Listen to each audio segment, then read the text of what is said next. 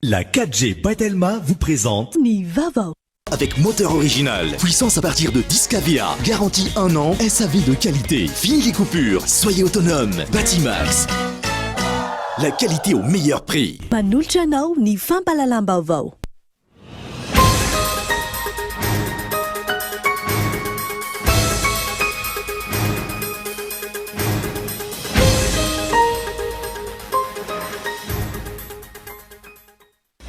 Olona raika amby folo no tena namony ainy any amin'dongy atsimo vokatry ny fanafian-dahalo raha nitatitra marina ho ny solomba mamoaka voafity tany amin'ny toerana androany.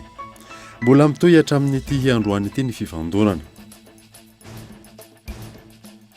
Niombana tamin'ny famahana ny olona tsy fanjari-tsakafo any atsimony nosy ny fivoriana manokana izay niarahan'ny Premier Ministre lehibe ny gouvernemanta sy ireo mpiara-miombonantika androany teny Mazoarivo. Misy mangalatra ny vihy mipetraka amin'ny saron'ny fasan'ny firaisampo any Nosiala. Vakiny izy ireo ny beton natao anarona ireo fasana. Tsy maintsy amafisina ny fiambenana ary tsy andefitra n'izy tratra raha fanazavana. Vola manodidina ny 2 miliara ariary isa-taona no tsy miditra intsony ho an'ny agence de voyage hatramin'ny sin'ny Covid-19. Manansaritra kokoa noho ny taona lasa ny fiatrehan'izy ireo ny deuxième vague tamin'ity taona ity. Ny fanafainganana ny fanaova-makisiny ihany no vahaolana raha ny fanazavana azo. Maresaka iraisam-pirenena nanapa-kevitra nanakatona ny abakabaka ho an'ny Belorusia ny vondrona Europeana ary nametraka sazy vaovao ho an'ny fitondrana any amin'ny toerana. Nadeteny revatra.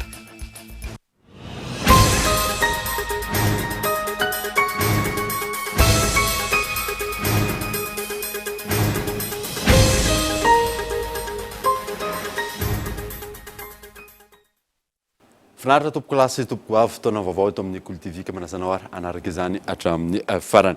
Nanamboatsika ny vaovao olona raika amby folo no tena namony ainy any Dongy Atsimo vokatra ny fanafian-dahalo raha nitatitra marina ho ny solombavam-bahoaka voafidy tany an-toerana tamin'ity androany ity. Ampolo maro ireo naratra mbola mitohy hatramin'ity androany ity ny fifandonana. Henri Flory. Hatramin'ny maraina teo mbola nirevodrevotra ny basy tao anatin'ny distrikany Midongy Atsimo. Vokatry ny fifanandrinana teo amin'ny andian-jola mirongo basy mahery vaika sy ny vahoaka ary ny mpitandro ny filaminana. Araka ny tatitra avy amin'ny solombavam-bahoaka ka avy any an-toerana, etsy no taremarika tena izy mahakasika ny zavanisy tany an-toerana raha ny fanazavana. Fa ity ambarako ety zany tena vaovao mazava tsara avy amin'ny olona eo an-toerana sy ny bentanana. Olona 7 no maty niampy an'le miaramila anankiroa total 250. Zay zany tena vaovao marina. Ny maratra marobe ma zany ny maratra. Ny trano may dia napatra 300 tafo. Mahery tohatra any amin'ny jony. Ny omby voarao an-dahalo. Ary tamin'io dia nisy olona voasambo belona 4. Sorana an'Andriamanitra fa efa afaka daholo zany reo olona reo. Roa ny farany teo zany ny olona anankiroa farany afaka. Tamin'ny 1:10 maraina ny fampiresahany mpanao gazety ny Kolo TV FM tamin'ity solombavam-bahoaka ity mbola mirevodrevotra hatrany basy. Ny zava-misy koa zany efa nizara n'olona reo andian-dahalo reo. Misy mitondra miakandrefana, misy mitondra miakatsinana. Dia le mitondra miakandrefana indray zany mifanehatra amin'ny fokon'olona tsika miresaka zao. Amin'ny poa basy zao tsika miresaka zao ao amin'ny ranon'ny Tomapy ao amin'ny tanànan'ny Amboany. Zay te hanana eritreritra siditra any anatin'ilay hizo antsoina hoe Mananino. Dia miakaty andrefana. Ny any Antsinanana moa zany dia any Amikizo, any Analambouro, any Ambavaran'ny Managnara, Andohan'ny Managnara. Zay ny vaovao aty. Ankoatra io, efa nahitam-bokany ny asan'ireo mpitandro filaminana ka efa nisy tamin'ireo omby no tafaverina tamin'ny tompony. Raha ny fanazavana trany, milamina amin'ny ankapobeny ao amin'ny distrikany Midongy Atsimo, raha ny nambarany ity solombavam-bahoaka ity. Niompana tamin'ny famahanany tsy fanjari-tsakafo any Atsimo-Nosy ny fivoriana manokana izay niarahan'ny Prime Ministre lehibe ny gouvernemanta sy ireo mpiara-miombonantika androany teny Mahazo Arivo. Henri Florio. Nanatanteraka fivoriana manokana niarahana tamin'ireo mpikambana vitsivitsy eo anivon'ny gouvernemanta ary ireo mpiara-miombonantoka amin'ny fanjakana malagasy ny Prime Ministre Antsay Christian Androany Maraina teny Mahazo Arivo. Fotoana izay nandiniana misimisy kokoa mahakasika ny toe-java-misy any Atsimo-Nosy manoloana ny fiantraikany ny fivaovany ny toetrandro sy ny fomba entina hampandrasona amin'ny fomba maharitra iny faritra iny. Tapaka nandritra ity fihaonana ity fa ho hatsaraina ny fandrindrana ny asa rehetra mahakasika ny any Atsimo. Ny rano nanapaka fa tokony hatsaraina ny fandrindrana ny asa zava-dehibe loatra ny zareo mpiara-miombonantoka amintsika roa izay mpisolo tena moa zareo zao sy ny asika mpisolo tena keo moa ny atsika eto anivon'ny gouvernemanta dia mahita fa misy fandrindrana tokony ho hatsaraina zany. Ankoatran'izay efa nisy moa tsy ampy ny olon-tsakorana tamin'ity taona ity ary mety hatrany farany taona na voalohany taona 2024 ny fiantraikan'izany eto amintsika. Ny rano nanapaka ny hoe tsy afaka mianona amin'ny fomba hatramin'izay tsika, ny hoe tsy maintsy tetikasa foiezaka fotsiny fa tsy maintsy mijery atsika mahakasika ny tontolon'ny ezaka sy ny lavitrezaka ihany koa. Efa nisy ihany ankilany ny vokatra azo tahorin'ny ezaka izay efa natao raha ny nambaran'ny Prime Ministre hatrany. Tondra vahaolana isika ny gouvernemanta moa hitanareo be dia be ny tetikasa maro isan-karazany ataontsika any Atsimo-Nosy amin'izao fotoana zao, be dia be ny fanampiana ny mpiray-tanindrazana any Atsimo-Nosy amin'izao fotoana zao, manampy koa zareo amin'ny alalan'ny fandraisan-drony anjara amin'ny tetikasa maro isan-karazany, indrindra programme asa isan-karazany. Izay nahafahantsika niatrika ny fiantraikan'izay zavatra rehetrarehetra zay tamin'izao fotoana zao. Fa matatra tany amin'ny 750 tapitrisa dolara tany ny vola azontsika voangona tamin'izay fanampiana maro isan-karazany zany amin'ny tapitrisa lavitrisa maro koa ny vola izay atokany fanjakana malagasy ho any Atsimo-Nosy. Izay no tsy maintsy andrindrana ny fampiresana amin'izareo satria anova ny tantarany Atsimo-Nosy amin'izao fotoana zao ary anova ny endrika nentintsika ampandrosoana ny Atsimo. Mitaky fiara-mientan'ny rehetra ny ady atao amin'ny tsy fanjari-tsakafo mahazo ny faritra Atsimo-Nosy iny raha ny nambaran'ny Prime Ministre androany ka anaovana antsoavo avy amin'ny tsirairay. Tontolon'ny kere kosa indray dia manodidina ny 50 isanjato an'ireo mponina any amin'ny faritra Androy sy Anosy ankehitriny no voakasiky ny tsy fanjari-tsakafo vokatry ny kere raha nambaran'ny tompona andraikitra. Anton'izany tsy finisiny ny rotsakorana fa ihany koa ny fiantraikany valinaretina Covid-19. Abraham Randriamanana. Faritra iaran'ny tsy fanjari-tsakafo ankehitriny ny faritra Androy sy ny faritra Anosy. Mahatratra amin'ny 50 isanjaton'ireo mponina any an-toerana ny voakasiky ny kere raha ny fanazavana. Ny tsy fisian'ny rotsakorana izay miteraka ny tsy fahampian'ny vokatra. Eo ihany koa ny olana amin'ny fitaterana vokatry ny fisian'ny valinaretina Covid-19 no antony mahatonga izany. Hatramin'izao zany lomany ao anatin'ny kere zany ny vahoaka ny Androy, ny vahoaka ny Anosy sy ampy le vokatra zany satria tsy mifameno araka ny tokony ho izy zany ny midité na ny ranorana aty amintsika zany fa misaratra misy toerana misy faritra izay angalovan'ny ranorana dia eo ny anankiray koa dia mahaina ho foana sakafo zany misy miditra aty Atsimo. Ireny katsaka ohatra avy any amin'ny faritra Atsimo andrefana. Vokatry ny aretina ty mandoza mamananontany ny firenentsika ty zany sisy ny fitondrana vokatra zany satria ino moa zany no ahafahana mitondra vokatra avy any ivelany raha sy fivoahany lalana ohatran'izay zany satria zahay sy Anosy zao tsy mifandray mihitsy amin'ny resaka taxi borosy sy ny karazany dia sisy zany ny tondra ny sakafo aty. Ankilan'izay ireo ankizy amin'ny ankapobeny no iaran'ny tsy fanjari-tsakafo any amin'ny faritra Atsimo.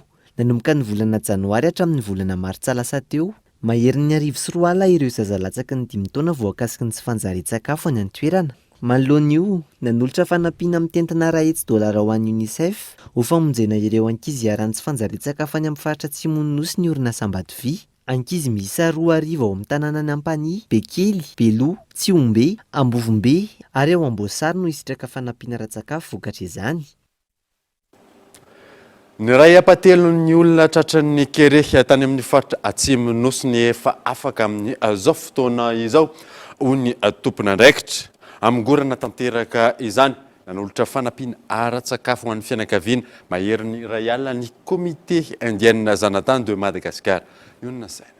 Ny enatra any amin'ny 50 isanjato ny olona tratran'ny kerehany amin'ny faritra atsimo nosy araka ny tatitra nataony talay jeneraly misana ny fiahina ara-tsosialy eo anivon'ny ministeran'ny mponina. Raha ny any atsimo Grand Sud Raimantoul zany hoe ny faritra efatra zany atsimo atsinanana androy anosy ary atsimo andrefana dia misy tamin'ny voalohany tamin'ny heritaona tamin'le oktobrina début oktobrina na maivahiny kerea nanodidina tany amin'ny 2 millions d'individus no touchés par le kéré. Nisy tokoa maty tam'ireny. Amin'izao fotoana zao efa tsy laza hoe vita fa mba efa hatrany amin'ny 1 tiers no efa mba sauvé zany 2 tiers de ny 1 tiers satria efa mandeha forage ataon'ny fitondram-panjakana. Amingorana tanteraka ny kere anatevina ny fanampiana ny CROI sy ny Sizama na ny congrégation indienne zanatany de Madagascar sy ny fikambanana Koja. Dia nahita émission tamin'ny France 24 ary dia tena nalahelo mihitsy fonay satria tsika moa amin'ny ohatrany amin'ny bateau raiky ary namatsika reo rahalahtsika dia niantso ny président ny communauté Koja ty amin'ny Tananarivo hoe tsy maintsy miezaka atsika fa tsy azo atao hoe tsika misakafo kanefa misy namatsika maty sahirana amin'ny kere io.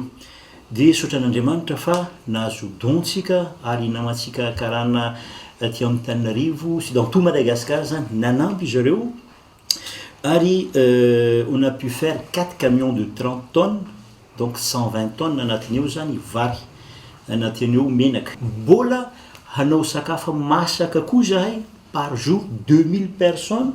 Isy ihany koa ny tetikasa lavitrezaka iarahana amin'ny fitondram-panjakana amin'ny famatsiana rano. Azo afatra zahay avy amina manay karana malagasy karana malagasy satria zanatany jiaby zahay dia hoe soa dia afaka mijery projet à long terme hoe hanao forage soa dia mba mahita ranontsika ny ambany any jusqu'à 150-200 mètres dia amin'izay mba une fois pour toutes zany afaka mitady solution ny rahalatsika any dia hanao recherche hoe inona ny fomba ny hitatsika ny rano satria rano io tena hoe c'est quelque chose de principe de la vie.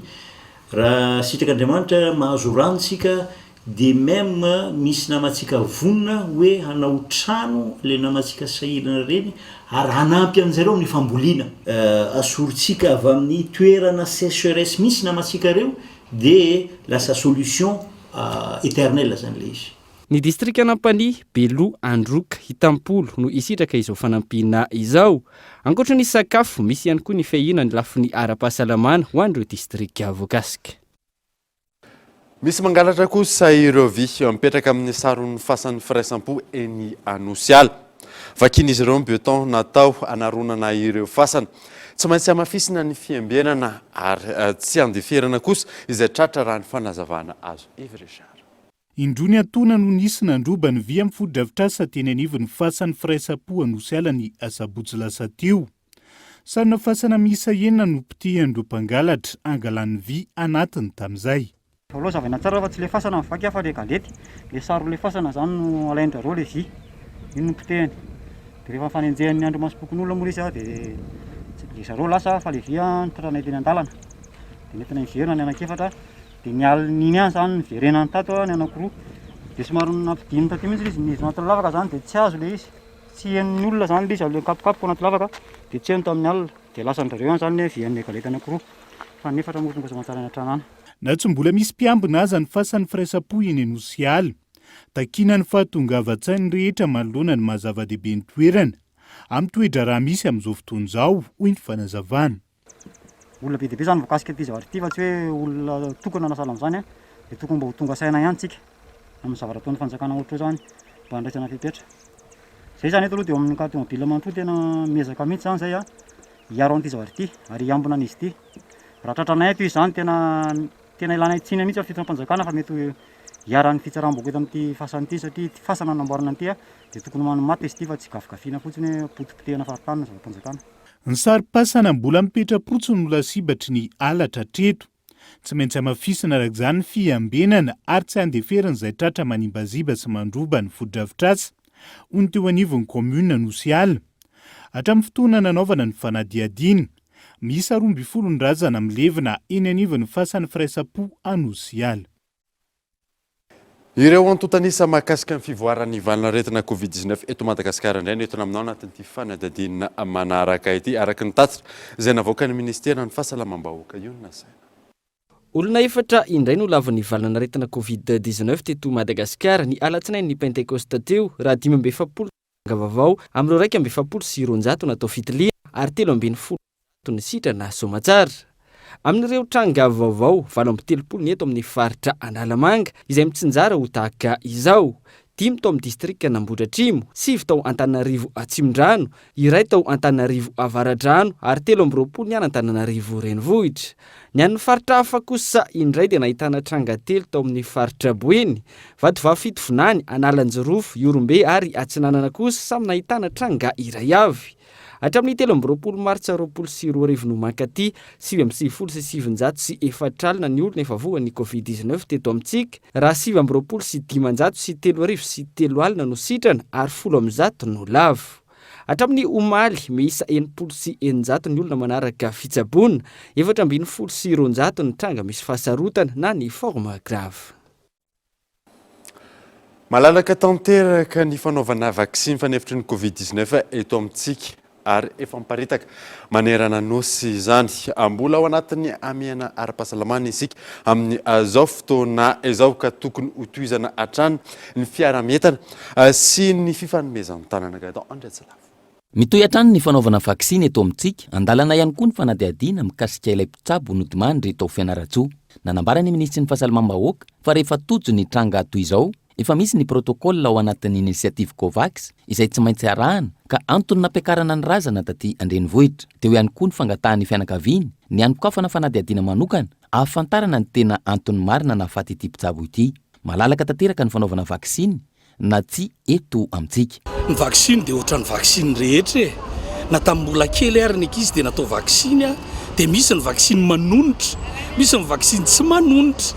Dia rehefa tratran'izay ianao arakaraky ny hery fiarovana ao anatinao ny mampanonitra na tsy mampanonitra n'iny fa zany tsy midika fa hoe ratsy ny vaksiny na hoe tsy mety ny vaksiny fa matoa nampidirina ny vaksiny dia izay zany tokony ho izy. Ary zay ny zavatra manahirana eto amintsika eto Madagasikara eto fa rehefa tsy mbola tonga ny vaksiny dia mitabataba mifanery alevazo vaksiny noho izay indray tonga ny vaksiny dia lotona indray le izy inona ihany no tadiaviny. Tsy fotoana izao ametrahana sy ambolena korontana eto amin'ny tany sy ny firenena raha ny fanazavana. Tokony fanometanana, iara-entana ny rehetra iady amin'ny Covid-19. Dia ny valanaretina tompoko dia tsy han'ny fanjakana. Na hoe fanjakana zany manko le voizina hoe misy politika io sy ny karazany dia zay zany dia on va positiver les choses.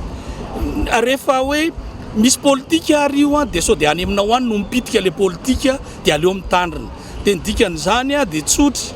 Rehefa misy valanaretina iraisan'ny olona rehetra maneran-tany fa tsy hoe Madagasikara rery dikan'izany zany andao iady amin'le valanaretina aloha atsahatra aloha ny ady la politika fa ny gegera atao anatiny gerena ny fahavalo tsy hita maso izay ny aretina koa gerena sahirana le mpitondra fanjakana na dia izany ka ahoana moa fomba hanomezanao tsiny raha ohatra ka zany zay tsy hoe miaro ny mpitondra fanjakana fa hainy ny miaro ny tenany.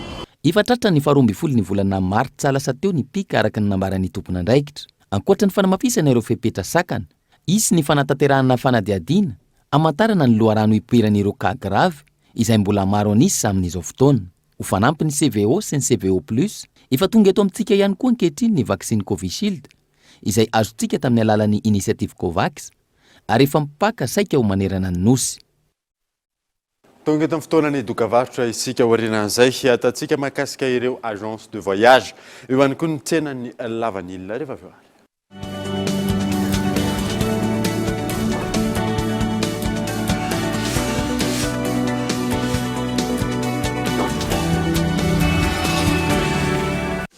Kify ndray Wikif Max 4G, big batterie, KaiOS, afaka atao hotspot wifi ary 79 000 ariary TTC fotsiny eny amin'ny Telma Shop vididian'izao fa sady mahazo bonus ianao. Telma safidiko maitso malagasy.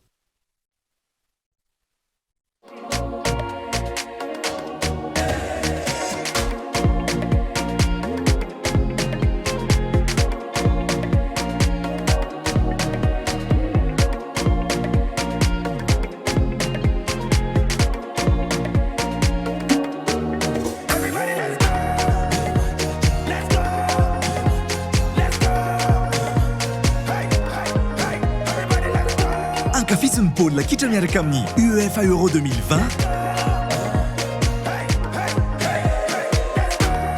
Araroto fa ny décodeur miaraka amin'ny abonnement Évasion ray volana dia 5,5 ariary. Les bouquets Canal+.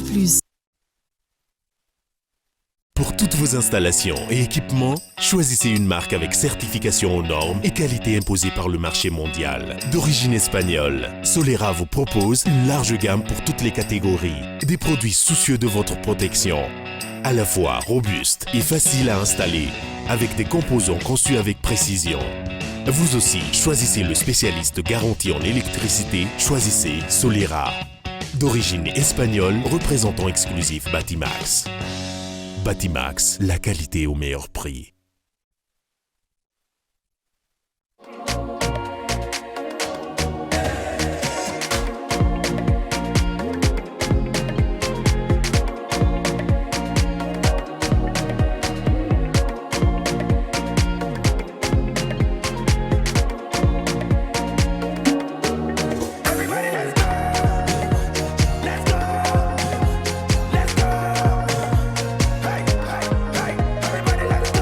Ankafiziny baolina kitra miaraka amin'ny UEFA Euro 2020.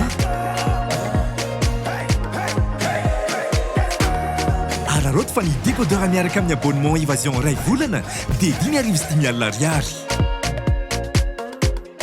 Les bouquets Canal+.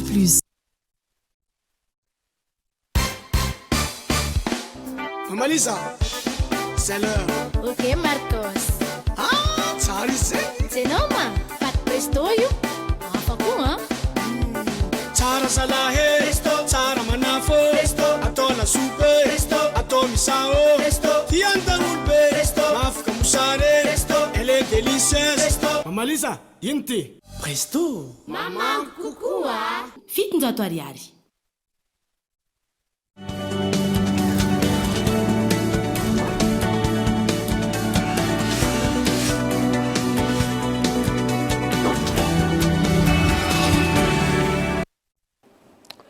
Miditra amin'ny tapany faharoa ny vaovao isika.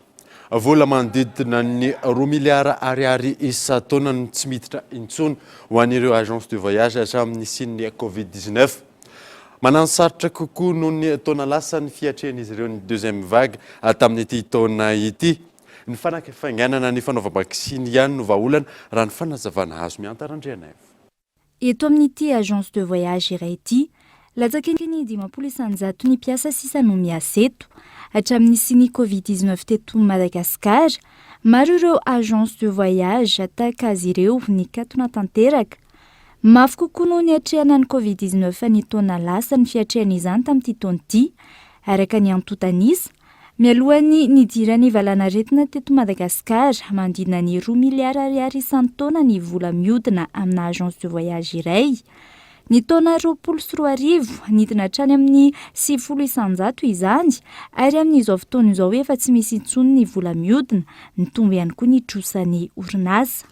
Nandritra ny fotoana voalohany teo aloha ny ezaka nitazona mpiasa rehetra, izany hoe avec chômage partiel. Tonga izao ny fotoana mafy be ilay izy tsy vita intsony, efa tsy asaky ny mpiasa izany sisa ny anay izao no miasa.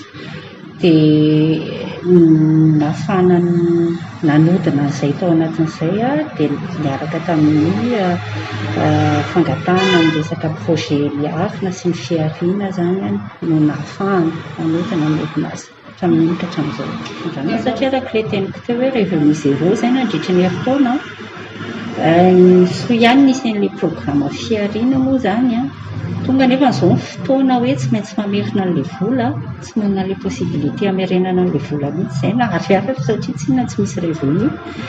Eo zany hoe inona amin'izay ny politika afaka apetraka hanoanana ny mpandraharaha zany a TPME moa ny antsonay anazy très petite moyenne entreprise zany a mba ahafahanay miverina manao an'ilay asa normalement sans trop tserina be zay amin'ilay côté amin'ny famerenam-bola iny tsy hoe tsy mandà merim-bola fa tsy misy inona afaka amerenana anazy. Tsy misy afa-tsy ny fanaovam-bakisiny hanova olana miverina tsikelikely ireo asa mifandray amin'ny fizahantany raha ny fanazavana trany. Tena io mihitsy ny fanantenanay voalohany ny fisian'ilay vaksiny a fanekeny tsika eto Madagasikara an'ilay vaksiny fanaovantsika an'ilay vaksiny zany satria izay ihany koa ny no angatahany eran-tany angatahany mpizahatany eran-tany na ny partenaire anay na ny mpandeha zany a satria anisan'ny condition tsy afaka ialana zany le izy raha te hiditra ao anatin'ilay roplanina ianao ka te handeha mila miseho vaksine zany. Ny fangatanay io zany no tena hoe mba atao large be le vulgarisation an'le vaksiny izany hoe mba afaka manao daholo mihitsy zany aloha ny olona rehetrarehetra dia ny ato ny fizahantany koa moa zany izay mangataka hoe mba atao prioritaire ihany koa akoatr'izay mandeha ihany foana ny vulgarisation massive zany amin'le vaksiny mba ahafahan'ny olona rehetra mba mifamezivezy mba ahafahany koa ny système misokatra tsy misy aya zany satria raha tsy vitsy izay tsy afaky mifamezivezy akalalahana ny olona rehetra sy ny tombon'ny tany zany. Amin'izao fotoan'izao efa eo ampamolavolana ny plan de relance izay miompana amin'ny fangatahana fanohanana avy amin'ny fanjakana ireo misehatra amin'ny fizahantany. Lafa mavao hafa kosa indray dia tsy mazava amin'ny politika ny fanjakana mahakasika ny fitantanana reraky-bonin-tany ankehitriny. Isa mampametratra mpanontaniana ny fitarazon'ny asa sy ny fanapahan-kevitra momba ny lalàna hoy ny fanazavana azo ny fanadadiana natao Yves Richard. Raha efa ntonany maro no nanaovana ny fakakevitra molavolana ny lalàna ifehezana ny arenan-kibon'tany. Tsy mbola misy mipika ny fehikevitra momby io. Toy izay ihany koa ny fanapahan-kevitra indrindrana ny sehatra kapobeny. Mitarika olana maro ny fitarazoan'ny asa momba izay hoy ireo mpandraharaha anatin'ny sehatry ny arenan-kibon'tany. Hoe tokony mba menakrasy aloha io code minier amin'izao io satria itsika ny nampianatra ny Afrika zany. Faharoa manaraka an'izay koa zany a mikatona le fanomezana permis na ny renouvellement raha tsy mivoaka efa 10 taona. Dia ao anatin'izay nefa misy ny découverte, ao anatin'izay nefa misy le minina efa namokatra foana hatramin'izay. Dia ireo zavatra rehetrarehetra ireo zany lasa micrée bordel be satria ny te hanao mampiasa taratasy tsy mahazo taratasy le fiainana koa moa zany hitantsika fa ao zany zao no anisan'ny misy olona be fandraharana indrindra ankoatra ny fivarotana eny Analakely sy eny Andravoahangy sy eny varotra amoron-dalana eny Analakely sy eny Behoririka dia ao anatin'io resaka secteur minina io. Antapitrisany maro ny vola tsy niditra amin'ny fanjakana anatin'izay. Mpandraharaha maro indrindra ny avy any ivelany ihany koa no efa miemotra amin'ny fampiasam-bola anatin'ny sehatry ny arenan-kibon'tany eto amintsika. Maro arak'izany ny fanapahan-kevitra azo raisina haingana anarenana ny sehatra hoy ny fanazavana. Tany lakaka nge tsy nisy nanana permis tsy nisy hémorragique tany. Tany lakaka tany Andilamena nge tsy nisy tsy nisy permis tany amin'iny faritra Andilamena iny. Fa natao zany ataontsika hoe fampanarahan-dalàna n'ireo mpitrandraka ireo dia io izy hitantsika fa tsy misy problème tsy nisy gaz lacrymogène tamin'izany tsy nisy anna fa amin'izao moa zany tsy fantatra zay fanapahan-kevitra ny fanjakana dia manina moa izy teo zay zany metimety misy vaholana azo atao foana zany amin'ny tsy vivoahan'le permis tokony avoaka zany le permis tena marina dia mba milamina le izy. Manaratsendrika ny sehatry ny arenan-kibon'tany ny fitantanana hatreto hoy ireo mpandraharaha ka mila jerena aingana. Isan'ny tokony hanaovana ezaka manokana ihany koa ny fampidihana ny vola vahiny avy amin'ny fitrandrahana arenan-kibon'tany. Ny fanaraha-maso ny fitrandrahana tsy ara-dalàna indrindra ny famoahana ny vokatra antsokosoko. Nisokatra tamin'ny fomba ofisialy omaly alatsinainy ny tsenan'ny lavanilina tao Nosbe. Misy 9 ireo fokontany anatanterahana izany any amin'ny toerana ary entitra ny fanaraha-maso raha ny fanazavany ireo tompona ndraikitra Abrahama Randriamana. Omaly fa 4 ny volana meno nisokatra tamin'ny fomba ofisialy ny tsenan'ny lavanila tao amin'ny tanàna Nosy araka ny fandaharam-potoana navoaka ny fitondram-panjakana. Fokontany enina no anatanterahana ny tsenan'ny lavanila ny an-toerana ary nisantatra izany ny tao amin'ny fokontany Nanjiambe. Miantso ny rehetra anaraka ny lamina sy ny fandaminana napetraka ny tompona andraikitra, isoroana ny fandriam-pahalemana mandritra izany, eo ihany koa ny fanaraha-mason'ny tsena. Tsy misy ny varotra lavany izay atao any ambadimbadika any. Raha ohatra ka tsy tapaka amin'ny tsena ny lavany, ny adivarotra sy ny zavatra rehetra tokony atao, dia mangataka amin'ny plateforme hoe oviana indray daty tokony anaovana ny tsena amin'ny fokontany anankiray. Tsy ekeny lalàna zany ary mahavoasa azy. Ny rehetra manana carte mandataire, préparateur, acheteur, collecteur, izay ihany tompoko no afaka mividy lavany. Varotra lavany dia eto amin'ny tsena ihany. Ireny carte reny dia tsy azo photocopiena fa zay tratra manao an'izay dia misy droit 400 000 ariary payena amin'ny CRV. Ny lamina amin'ny ankapobeny ny andro voalohan'ny tsenan'ny lavanila tao ny Osy ary manodidina ny 1 sy 1 ariary ny vidin'ny lavanila dia ny ampotony. Ifarina ny 30 Mey izao ny tsena any an-toerana. Lafim-baovao hafa tanteraka kosa indray dia ny kandidat tokana Naharimamy Irma izay natolotry ny vondrona IRD nolany filoha lefitry ny anteny miram-pirenena ho an'ny faritany Tomasina nandritra ny fifidianana izay nitody-saina tamin'ity androany ity. Tsy nanolotra kandidat avokoa ireo vondrona parlementaire hafa ao amin'ny ivony anteny miram-pirenena. Henri Florio. Taorian'ny volana maromaro izay tsy nisian'ny filoha lefitry ny anteny miram-pirenena ho an'ny faritany Tomasina ka nisian'ny fabanga-toerana teo amin'ity toerana ity. Ny solombavambahoaka ny Madagasikara voafidy tao Tomasina, Naharimamy Lucien Irma no lano filoha lefitry ny anteny miram-pirenena ho an'ny faritany Tomasina nandritra ny fifidianana izay notontosaina tamin'ity androany ity. Tsy nanolotra kandidat ifaninana ihany koa ny teo anivon'ny JPR sy ny antoko dimy raha ny fanambaran'izy ireo. Lany teo anatrehany ity fifidianana ity ny kandidat tokana raha ny fantatra. Isan'ny nifidy zany 97 électeurs. Ny vato azony candidate Naharimamy Lucien Irma 7 na 87 manome ny salanisa 90%. Ny tsy milaza ny heviny miisa 10. Koa dia ambarako ary fa lany ho filoha lefitry ny anteny miram-pirenena ho an'ny faritany Tomasina ny solombavambahoaka honorable Naharimamy Lucien Irma voafidy tao Tomasina voalohany. Tsy ahivana fa nididim-panjakana laharana 24 sipika 7 tamin'ny 20 Aogositra 24 no nanendra ny Michel Bavangelika izay filoha lefitra teo aloha ho ministry ny mponina ary tsy mbola nisy izay isolo toerana azy. Tontosa anio araka izany ny fifidianana izay isolo azy izay hitana ny andraikitry ny filoha lefitry ny anteny miram-pirenena ho an'ny faritany Tomasina. Araky ny teniko tamintsika jiaby teo moa zany dia ny faritany Tomasina, bureau-ny faritany Tomasina dia misokatra ho an'ny lafivalon'ny nosy ho antsika rehetra député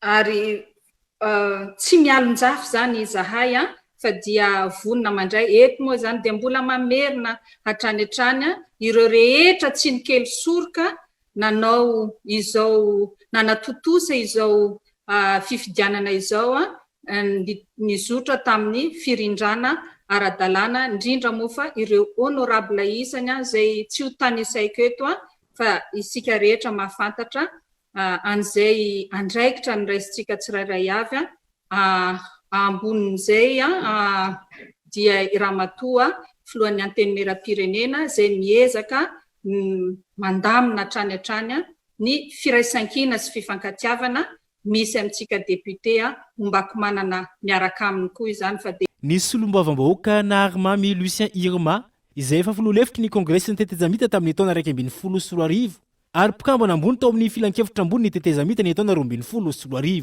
Voafidy ho solombavambahoaka ny distrikany Mahanoro izy tamin'ny taona 2014 ary solombavambahoaka ao amin'ny distrika ny Toamasina voalohany tamin'ny taona 2014. Ity farany izay efa nisahana ihany koa ny ministry ny mponina teo aloha ary izao lasa filoha lefitry ny anteny miera-pirenena izao indray.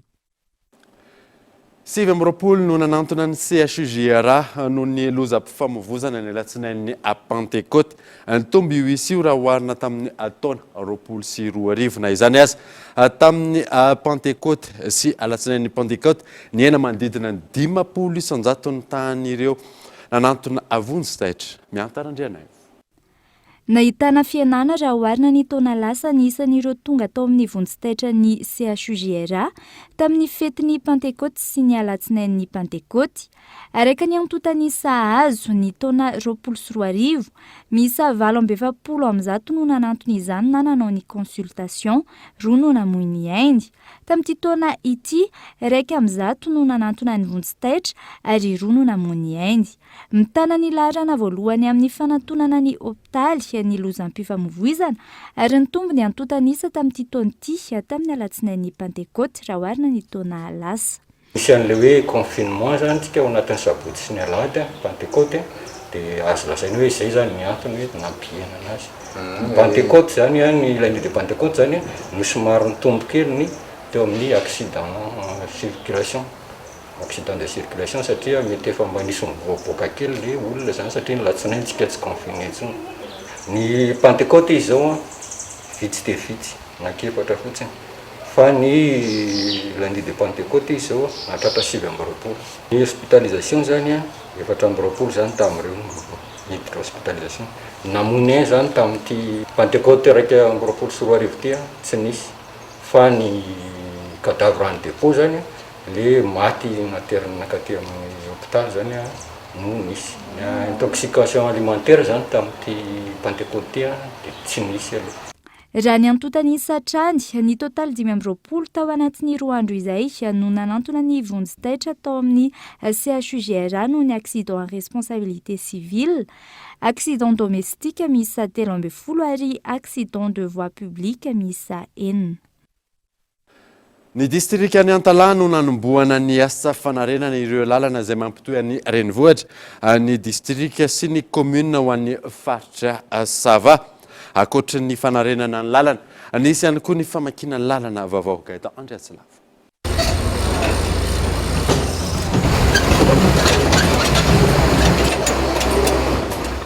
Miainga eto amin'ny stationnement Ntsamby ny asa fanarenana ny lalana mandehany amin'ny commune na maro finaritra izay efa 20 taona tsy nisy asa fikojakojana. Tafiditra ao anatin'ny lalam-pirenena fahadimy mampitohy ny distrika n'Antala amin'ny maro antsetra. Misy commune telo zegny magnaraka ty lalagna ty. Ao ny commune Antombagna, ny commune Marofinaritra dia ny commune Manakambahiny. I avy eto Antala jusqu'à Marofinaritra tsisy tômôbily afaka ty izy koa tsy camion matanjaka double pont regny. Ny 4x4 tsy afaka, tômôbily madinika tsy afaka. Ary sahiragna ny vahoaka magnaboaka vokatra. Na ny olo andeha hamonjy commune favieny fô toerana ipitrahany sahiragna. Nisy ny lanonana fohy natao nentina nanamarika ny fanombohan'ny asa fanamboaran-dalana natrehiny ireo olom-boafidy sy ireo tompon'andraiki-panjakana isan-tokony. Nivoatra tamin'izany fa zava-dehibe ho an'ny faritra ny fanamboarana ny lalana tahaka izao. Irosoana ihany koa ny fanamboarana ny distrika n'Antala, Sambava, Vohemara sy Andapa. Ankoatra ny fanarenana ny lalana tahaka izao, misy ihany koa ny asa famakin-dalana vaovao.